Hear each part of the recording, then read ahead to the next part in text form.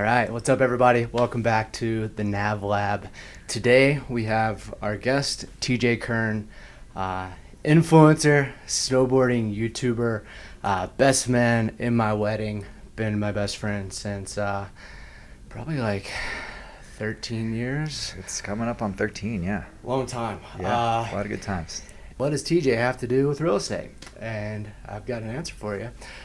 So TJ here travels the world, snowboards, does snowboarding reviews. I'll let him tell you a little bit about it. But in 2020, he was living in Whistler, and he and I and a couple friends were actually in Japan in January. This sickness starts going around, coronavirus. The whole country's kind of freaking out. We fly back. I think we get back like February 5th or something. Yep. That year, and he's back in Canada. Things are starting to get crazy, and then the world shuts down. So he flies back to Denver, kind of has nowhere to go, so moves in with me and my now wife, and is like, I'm not going to be snowboarding because the mountains are closed or whatever. We actually snowboarded a lot once you got back in the backcountry. We did some split boarding. Yeah, I had some good days. You know, the snow kept falling, so we got out there a little bit. Yeah. And he eventually decided, hey, maybe I'll get my real estate license. Yeah. And bought the coursework, studied up, passed his test in like a month, and then ended up doing real estate with us, and is still actively licensed. I know that's coming up soon if you're going to renew or not. But Yep. But yeah, let's talk a little bit about kind of what happened there and how you joined the team, how your few months of real estate went, and Totally. Yeah. I mean, dude, thank you again for inviting me into your house during that time. That was that was a wild time for everybody, and I'm glad it played out the way it did, man.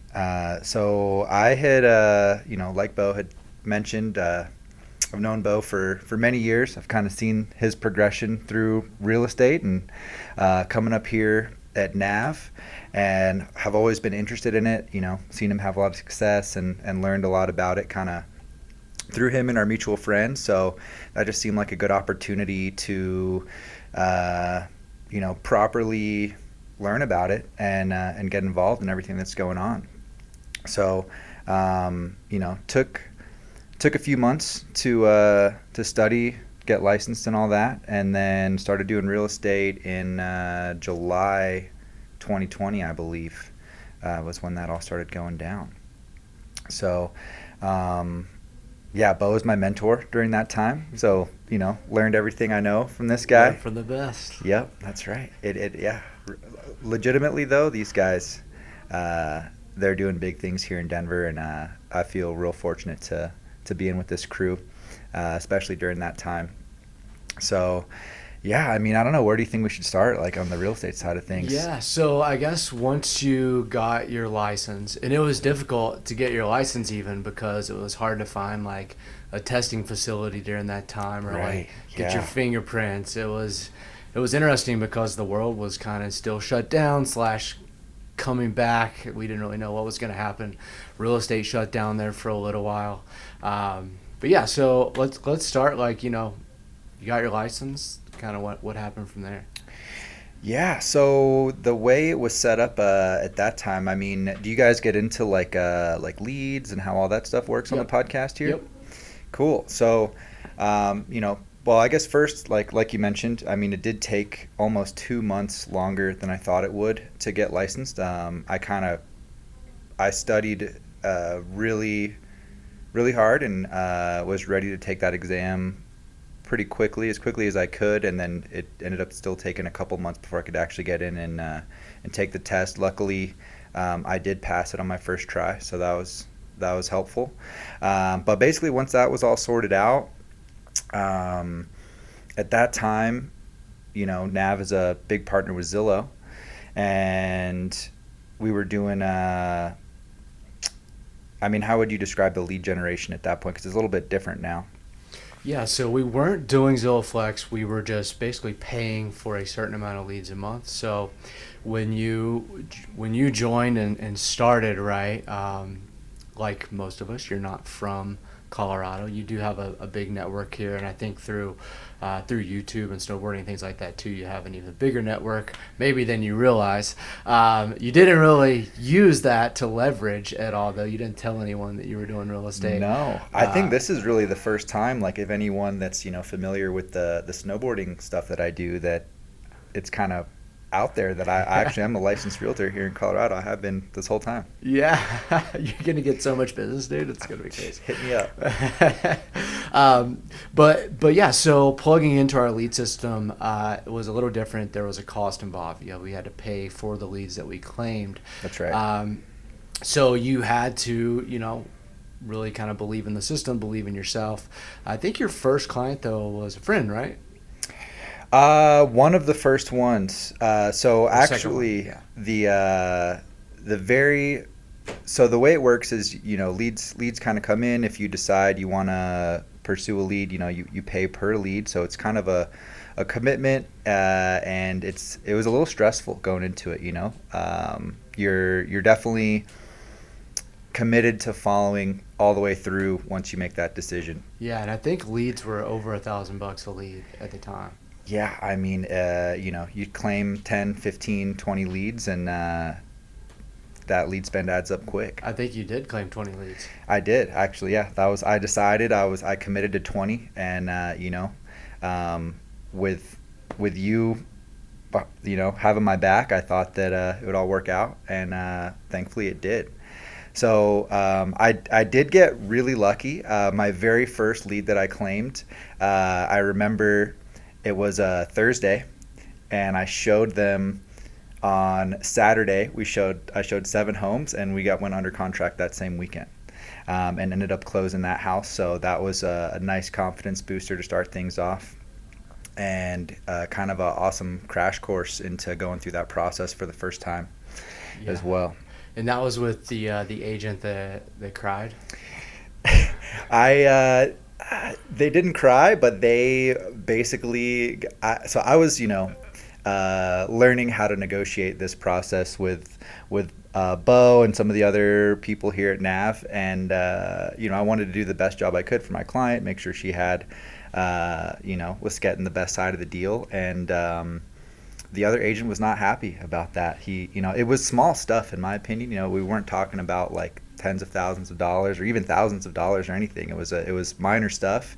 And I remember he was frustrated to the point, because we were like standing our ground, that he was like, I'm only communicating via email, text only. Like, he was not happy. Yeah, but he refused to talk on the phone with you. Yeah. I hate that. Yeah. Yeah, I remember he was upset, and for me, like, standing on the outside, I'm telling you to kind of stick it to him, and you're like, dude, I don't know. Yeah, there's all these other factors, and at the end of the day, I'm glad, I did stick to doing what was best for the client, and not, giving into any of the outside pressures that might have been kind of in the back of my mind.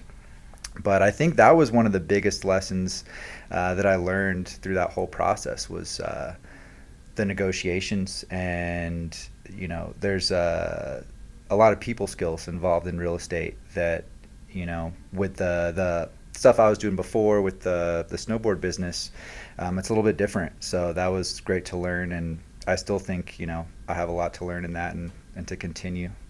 Yeah. I mean, it's something that I know when I was, it's interesting thinking that I was like coaching you, right? Because we're such good friends. It's like we're almost like brothers. I'm giving you a hard time / trying to teach you something at the same time. Totally. So sorry that it was probably painful to work with me there. No, man. But I think that's one of the hardest parts of the job, and a lot of people talk about that, is just like dealing with the emotions of everyone involved in the process, and then trying to keep your emotions out of it. I talk about it all the time, but it's a skill set, and it's hard to learn. But once you kind of learn that it really isn't about you and how you feel, it's just, what does your client want? How do they feel about it? Yep. And then managing their expectations while trying to get what they want and what they need, and really kind of keeping it black and white as possible. Yeah. But I know it kept you up late at night, more than one night. Yeah. I mean, it was interesting. It was awesome seeing behind the scenes and like really learning the intricacies of, you know, what you had been doing for years, and being able to work together in that capacity. But yeah, I think managing expectations is one of the biggest things. I think another thing that really helped me during that time that I was like very active in real estate, and it's really tough at first too. So I probably was calling you like 5 times a day sometimes, or calling Matt and other people in the brokerage. But I think a very helpful thing is to manage expectations, as well as just make the whole process go smoother, is really truly understanding every single step of the process and kind of what the potential outcomes are, so that the person you're working with feels comfortable knowing, you know, kind of what's going to happen or what the possibilities are in any scenario.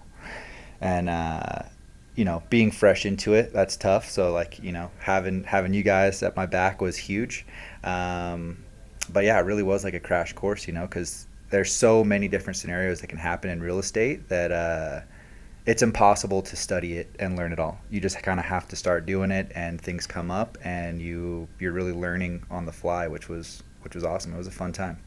Yeah, I think the point you're making is like a lot of people talk about real estate agents being replaced by AI or robots or whatever, and then you do a real estate deal and you're like, no way, dude. Nope. Unless like you completely take any sort of negotiations out of it, which wouldn't be fair to either party. Yeah.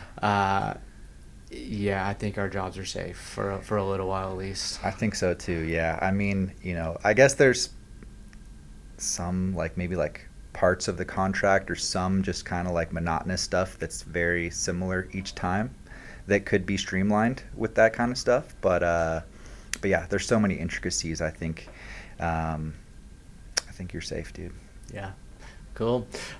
So how many deals did you do, and how much time did you actually work in real estate? So yeah, like I said, excuse me, took a couple months longer to actually get my license.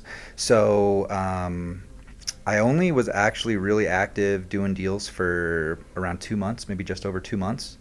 And I did 4 deals in that time. And part of that, you know, was just luck with the first, literally the first lead I claimed, kind of sending me right into that process. And that was super helpful. And then from there, I had 2 more closings that were from like Zillow generated leads, and then one was a friend of mine who I'd known for several years. We used to work at Evo together, and I was really happy to work with them. Cool. So yeah, I mean, it really is something. And I mean, you know, the market's changing always, but during that time, I mean, I think if you really are committed to it and put in the effort, you know, you're willing to work and be available, you can make some big stuff happen. It was really cool.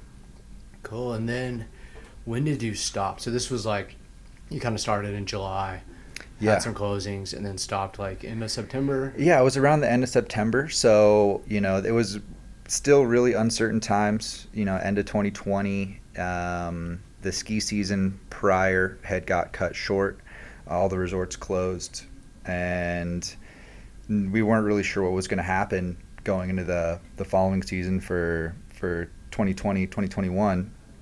But it seemed like, you know, as I'm sure everyone can remember, at least here in Colorado, people really wanted to be outside. So I think we were feeling optimistic, you know, the resorts were going to open, split boarding, being in the backcountry, really every outdoor activity, mountain biking, even like skateboarding, all of it. All the gear was sold out. All the signs were pointing towards, you know, people wanting to get back into it. So that's kind of my passion and what I had been working on for many years prior to doing real estate, and decided to jump back into that around October, which is kind of when the season usually kicks off, and, you know, product starts arriving back in shops, resorts are opening soon, people are thinking about getting on their snowboards and their skis again. So that was kind of the timeline for that. Yeah. Cool. So why don't you tell everyone kind of what you do? Maybe even start from like when we met in college, how you got your degree, what you did after school, how you got to Colorado, all that stuff. Oh yeah. Okay. Yeah, I'll try to keep it fairly brief. And, but and TJ went to college with Matt and I at Appalachian State, North Carolina. So yeah, Bo, Matt, and I all went to school back east, and I studied mathematics. So I graduated with a degree in just general mathematics. Tutored calculus for a couple years, and ended up, my plan all through college. Once I had got to travel a little bit, I guess. Let me back up. So I was on the snowboard team with our mutual friend Jason, another great friend of ours, and had got to go, spend some time in Oregon and Utah and Colorado, and those were kind of the three places I was considering. Plus, Bo had decided to come out to Denver, Colorado area. So pretty early on, had made the decision that this is where I wanted to be. As soon as I graduated, moved out here and fell into a job in finance. So I worked for a company called Oppenheimer Funds, selling mutual funds for a couple of years. Got a couple financial licenses, learned a lot there. Considered that whole career path. I actually wanted to be a quantitative analyst and get into that. And that would have been interesting. I'm really glad that I didn't end up pursuing that, because like you mentioned with the AI, I just saw a list the other day that mathematicians and quantitative analysts specifically are 100% exposed to being replaced by AI. So yeah, I thought real estate agents were going to be on that list. I almost wrecked my car like 5 times trying to find them. And I was like, nice, I'm on the list. Perfect. Yep. Unless I didn't miss it, right? No, real estate agents were not on there, not even at a low percentage. So cool. Yeah, I think, still super early with that, but I thought that was kind of funny to see, considering that actually was. Were YouTubers on there? No. Nice. So yeah, I did that, and basically saw, that the career path there would have been potentially working in the same office. Like there were people working in that office that had been there for 20, 25 years, and decided, while I was still in my early 20s, that I wanted to go for something I was more passionate about, and snowboarding has kind of been a staple in my life for, we're going on 23 years now. And just kind of went all in on that, quit my finance job, and started working at a snowboard shop. I remember you got a bonus. Yeah. And you're like, dude, with this much money, I could survive for 2, maybe 4 years. It wasn't that much money, but it did. I actually was able to purchase a vehicle. I bought Bo's old truck, actually. Yeah. So we kept that in the family for a while. I did sell it just last year, but that was a great vehicle. And just kind of went from corporate finance to making like $12.50 an hour at a snowboard shop and making YouTube videos. Yeah. So you started working at Evo. Yeah. And you were still living in Denver. I was, yeah. So at that time, my first year at Evo, I was living in Denver, and I was working at Evo full time, and basically just getting up to the mountain as often as I could. Really just kind of figuring it out. Like I'm a numbers guy, so I kind of did the math in the background and saw an opportunity there. I saw a gap in the market with the product reviews as well, based on what I was looking for. I think most of the reviews at that time were written or just like someone in a room talking about kind of the specs in a board, and I really wanted to see what the boards looked like on snow, how they flexed, how you were able to, what you're able to do with them in a real environment, that you would potentially take that board in. And no one was doing that at that time. So I went all in on that, and just kind of, was making friends with like managers at shops in the mountains, doing like trading like beer for boards to review those first couple years. And then kind of proved the concept that there was an audience for that, and that that was providing value to the community. And eventually built some relationships with some brands. Kind of started going from like shops to regional reps, and then over the last couple of years has evolved, into like, I know a lot of the global brand managers, and I'm working with some companies I never dreamed I'd be working with, and it's just it's turned into a really awesome thing. Really proud to have made it to this point, and I think that's all built on the back of providing value. So that was my goal from the beginning, and just trying to evolve that to provide as much value as possible, more and more each year. Yeah. So if you were to describe like what you do, how would you describe it in a couple sentences? I would say that I test and review snowboards on snow, and I think the best way I could sum it up, my Instagram profile, from the very beginning, my bio says objective, detailed, on snow snowboard reviews. That was my goal from the beginning, still my goal now, and it's just been so cool to see that it actually is helping people. Like at this point, there's a viewership. I meet people on the mountain, and it's awesome to hear from people that I was able to help them out and get people stoked on snowboarding. Yeah. So like everywhere we go, someone's like, "Is that Board Archive?" Like they just shout it from across the way. If it's in Denver, if it's in Tokyo, like different countries, like it's so crazy. In the airport, we were at dinner the other night. Like it's wild. Yeah, it's kind of wild. People are always coming up.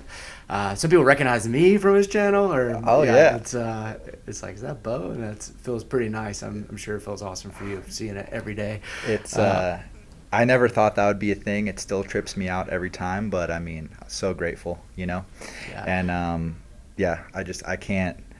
I can't overstate, that I think if you're in that content production space, it's all about just trying to provide value to the community that you care about, and if you're able to do that, you're gonna find a way. Yeah, I mean, I think it's awesome. Like every time someone says what's up, you ask them their name, where they're from, like you tell them you appreciate them watching the channel, and I think that's a game changer, right? They tell everyone that they met you, how nice you were to them, all that stuff, and I think that really kind of sets you apart, that you take the time to do that a lot of times.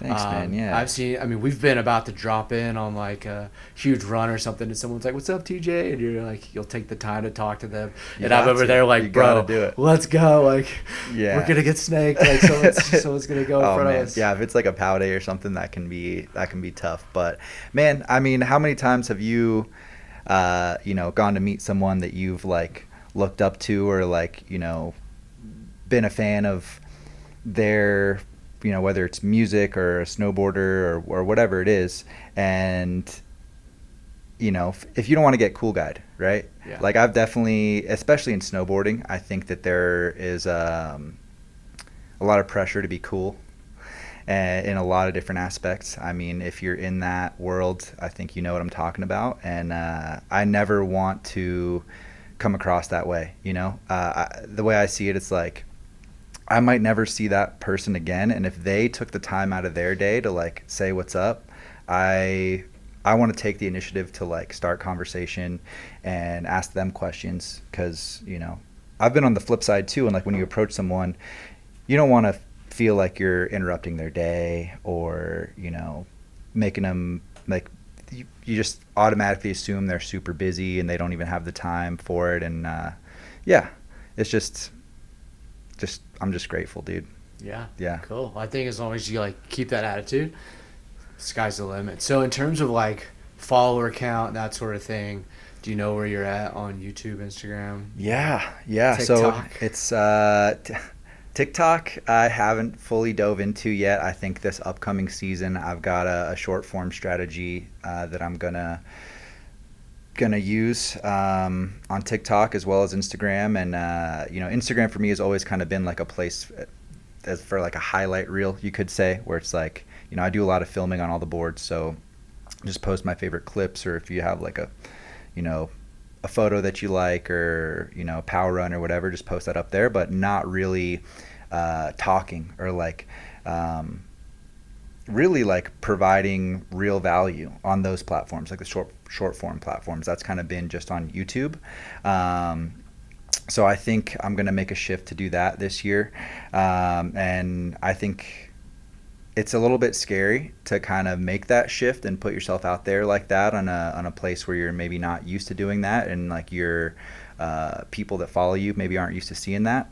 But I think you just got to go for it at some point. I think that the value will outweigh however I feel about it. But yeah, so to answer your question, it's been a slow growth each year. It's a very seasonal business, a seasonal space, and Instagram is just over 50,000, and we're just over 92,000 on YouTube. So 50K on Insta was a big milestone, and we should hit 100,000 on YouTube this season. So I'm really excited about that. And it seems like kind of sticking to that course has provided a lot of cool opportunities. And with the shifts in the snowboard space, kind of being positioned as like an authority when it comes to providing that information online has been really helpful in recent years. And working with not just the main marketing people, the brands, and having that easier access to products at this point. But I started working with Snowboard magazine last year, so that's been a great cosign, and just a really cool opportunity to kind of see more behind the curtain of that industry. And I think it's all just kind of comes down to sticking to that initial plan of just providing value and kind of dialing in the structure and improving the quality year over year. And all those little things kind of have added up to helping get to where I'm at now. Yeah. Cool. So one thing I wanted to ask you, I mean, in real estate, right, marketing is huge, arguably the biggest thing to grow your business and to help your clients. If you have a listing, you need to be able to market it, right? You also need to be able to market yourself. That way people want to work with you. They understand what you're about, what you're doing. And I was going to ask, is there any advice, you would give someone who is either just starting out or has a business and wants to grow their name or their Instagram, and maybe they're doing YouTube videos, maybe like a small podcast called the NAV Lab, something like that? Yeah. Okay. Yeah. I see. Dude, I think it's definitely tough when you're starting out. And I think, a couple big things, if you believe in the idea, regardless of what it is, what industry it might be in, commit to like a baseline number. So like for a podcast, like whatever, commit to doing 10 or 20 or whatever you decide on, and see how it goes from there. Maybe, do the first 10, see how it went, reevaluate, and then, try to improve on whatever you think you can for the following 10. But you definitely can't just do like 3 and then, realize that there's not that many people watching because you started from 0, and decide it's not worth it. Because, at the end of the day, like, that there's value there, and you have to believe in that, which is really hard, when you're putting in all this effort and resources, and maybe your first video that you post on YouTube gets 50 views or 30 views or something, and you're like, oh, 25 views. Those, like, thanks, Mom, for watching my video 25 times. I appreciate it. Yeah. So there's that, just the commitment aspect of it. And I think another thing that can really help early on is a bit of a data-driven approach as well. So, there's resources out there that can show you what people are searching for. I think whether that's short form or long form content, and kind of answering those questions that people are looking for on a consistent basis. So, YouTube for example, is the second largest search engine in the world. It's owned by Google as well. So you kind of can get exposure on both of those platforms through search. So maybe you don't have a consistent viewership yet, but if you focus on putting that information out there that maybe a few thousand people are searching for each month, you can kind of target that. And if you are delivering the value they're looking for, then they're gonna follow you and slowly kind of build it up that way. I think those are probably the two biggest things. I mean, as far as what you're doing here, dude, like jumping in with the quality you have is awesome. Most people aren't doing that. And, you've got a good team behind you here, and I'm excited to see where this goes. But I think like that's applicable to anybody who's interested in the online space, and, maybe is intimidated because they don't have an existing following. I think, keep that in mind, and it'll evolve over time, but that's a good place to start. Yeah, a couple things on that too that I think about when I think about like your channel. Like you're not making videos with the purpose of like going viral. I think like your purpose is you want to provide value. So I think even though you might have had a slower growth than like someone who makes that one video and a bazillion people see it because whatever's happening in it or whatever, you're doing it to provide value, to say, hey, here is a product, here's what I think about it, and here's the facts, right? And so I think the people that do subscribe and follow you are more bought in. So like your amount of followers to views are much closer than those people who maybe have 1 million subs, but they're only getting 50,000 viewers a video, right? Because they really only subscribe because they got that one piece. Absolutely. Whereas with you, it's everyone who follows you is like, I want to learn about these snowboards or these gear or these bindings or whatever. So you put out the value, and people are bought in on a higher level than I think a lot of other channels have. One thing that we kind of got to live through was we have a friend from New Zealand. His name is David Jones, and when we first met him, I mean, how old was David? Oh man, he was, 19 maybe, something like that. Yeah. And how old is he now? 24. I think he's 24 now. 24. So 5 years ago, we all went to Japan together. David met us there. He's from New Zealand. The first time I met him was in Colorado with you. He was here visiting. So he was a snowboarding YouTuber. And that was his thing, right, in the beginning. Just snowboarding, just making videos, and super talented, hilarious, entertaining person. Yes. I love David. I hope one day he can be on the podcast when he's here. Oh, my God. That'll be the best episode for sure. Yeah. But when we first went to Japan, how many subs did David have? So that first year, that was the Leyden Lodge year, right? Yeah, so I think he had like 70 or something. I think, he was like around 60, 70, and he was 70,000. 70,000. That's right. Yep. He so that's substantial. It's a lot of people, and he was growing. His channel was growing quite rapidly at the time. Yeah.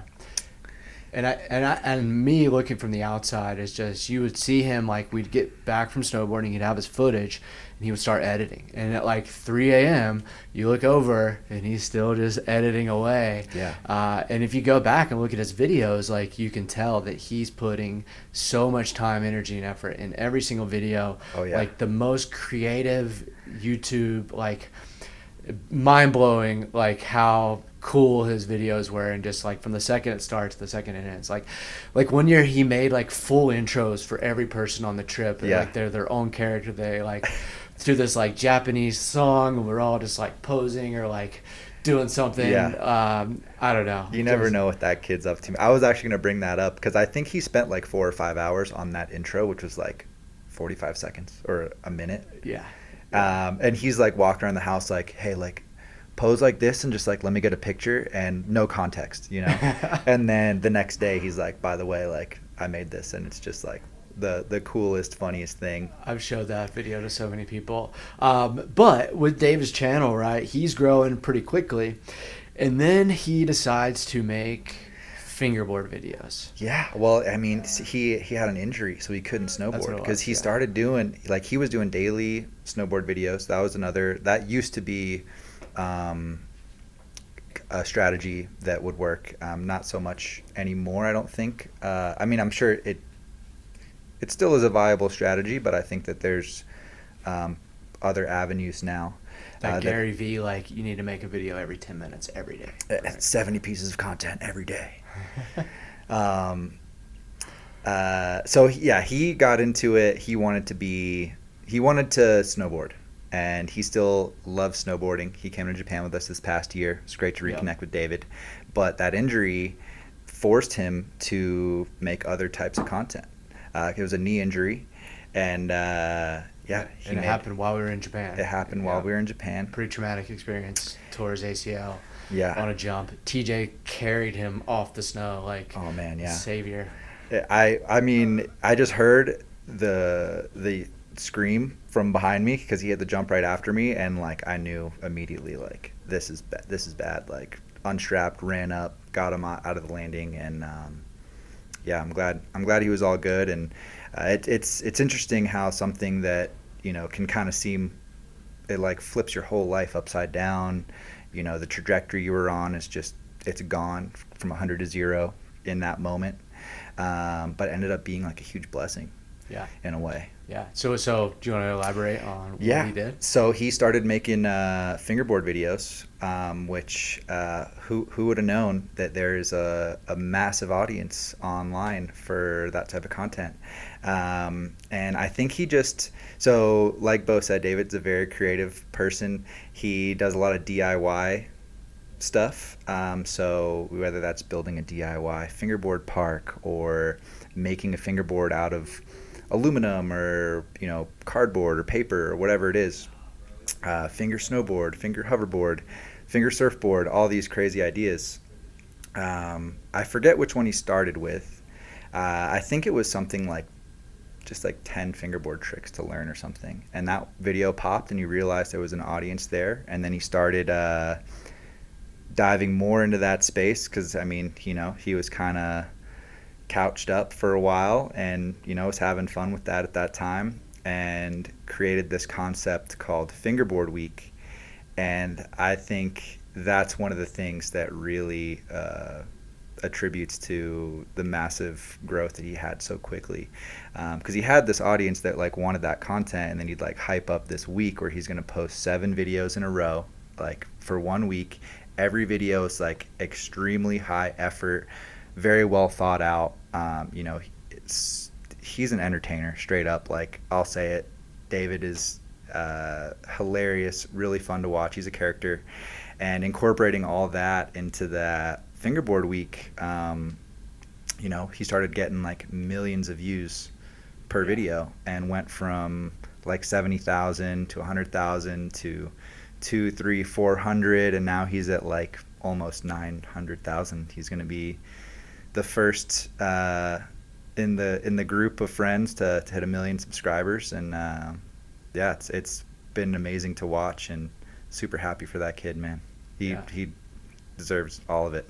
Yeah, for sure. And just like a side note, I was mowing my yard about a week ago, and I look over into my neighbor's backyard, full fingerboard setup, and it's like ramps and all this stuff, and I'm like, oh, cool.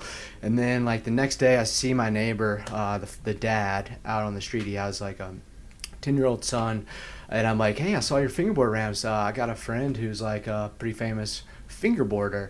And he's like, oh, no way. And I'm like, yeah, his name's David Jones. Have you heard of him?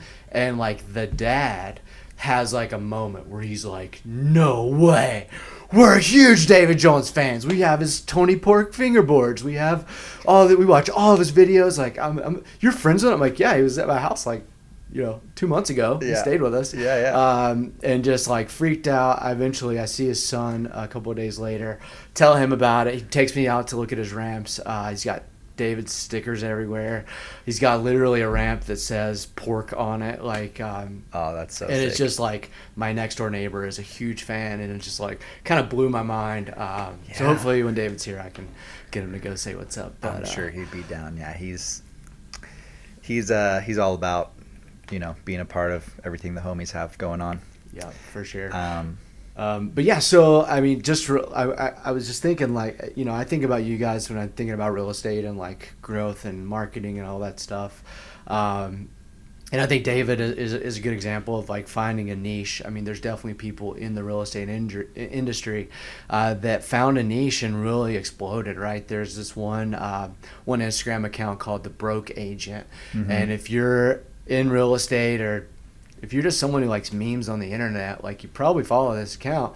And he's an agent down in the Phoenix area, and just started making memes about real estate and exploded. Hilarious. Now he has a whole media kind of empire called Broke Agent Media, has some of the top like influencers in the industry working with him or for him, and it's just kind of crazy that he was like, okay, what's a niche? I'm marketing, I'm doing the thing, but maybe I can just add a little bit of comedy to this. And for some reason, real estate is like really funny to make fun of, and I think it's because of all of the aspects of real estate that are emotional, or like very serious things. Like, it's memes about your buyer's dad killing the deal when he's at the inspection, or the new meme is like he's wearing the new like Meta helmet or Apple VR at the inspection, and he's killing the deal from 2,000 miles away. Like, it's just funny, all the things that they come up with. And I'm sure his real estate business is just through the roof because he's so famous. Like, just, it's a numbers game at the end of the day, and the more people that can like that know you and know of you and what you're doing, like, they're gonna want to work with you. I don't even think he has to do real estate anymore. I mean, that is a hilarious page, and it's crazy how large it's gotten over the last couple years. Super funny, but there's so many different like interactions and scenarios that happen in real estate that it's just kind of like prime for that format of just like making light of those uncomfortable scenarios that inevitably happen all the time. Yeah, for sure. Yeah. Cool. So just to wrap things up, I mean, appreciate you coming on the podcast, TJ. Yeah, man. I think we're actually going to be a sponsor. We're working out something for your channel this year. Some more, maybe we'll do some events with you, get some of us on the snow. Yeah. Some board archive I'm events excited, with man. NAV Real Estate. You've been a part of everything that I have going on since the beginning, and I think we do a lot of cool stuff around Colorado, and snowboarding is a big passion of yours as well. So let's show what Colorado has to offer, and if anyone is trying to move out here, let's get them out here. Yeah, cool. And I would say snowboarding is a kind of a reason I got into real estate, because I was like, I can make my own schedule. In the winter it's a little bit slower, so I do snowboard a ton in the winter. Yep. I'm back down to Denver by noon or 1 o'clock, and I'm sitting down at my desk and I'm doing my work for the day. It's a great balance, dude. I mean, Bo was able to come to Japan for 22 days this winter and still balance out real estate, and didn't tell any of my clients. That's a really cool part of it as well. I mean, you may be working weird hours in that time zone, but I think I remember you taking a phone call at like 3 a.m. or something. Yeah, I made a couple at 3 a.m. Yeah. But, I work the whole time. I can leverage the team here to help me with showings and things that I have to be there in person for. But even like up on the ski mountain, right? Like every run, you're forced to take a chairlift ride. So you get 10 minutes where you're sitting down, respond to emails, respond to calls, and then you're having, you get a 10-minute run in and you're right back to working. So, I mean, if you do it right, if it's not too cold for you to use your phone, you can really balance it. Cool. Well, if anybody is interested in what you're doing, snowboard reviews, gear reviews, things like that, I know in Colorado a lot of people love to ski and snowboard, and I'm sure they're interested in what you're doing. How can people find you online? Yeah, I mean, YouTube at Board Archive. They switch it up, youtube.com/Board Archive. Instagram at Board Archive. I'm checking it every day. Hit me up if you have any questions. And if you're in Colorado, or really anywhere in the world, and we're trying to get that next snowboard, want to make sure you have the best experience on the hill, hit me up. I'll help you out. Cool. Awesome. Well, thank you guys so much for watching. See you in the next one soon. Peace.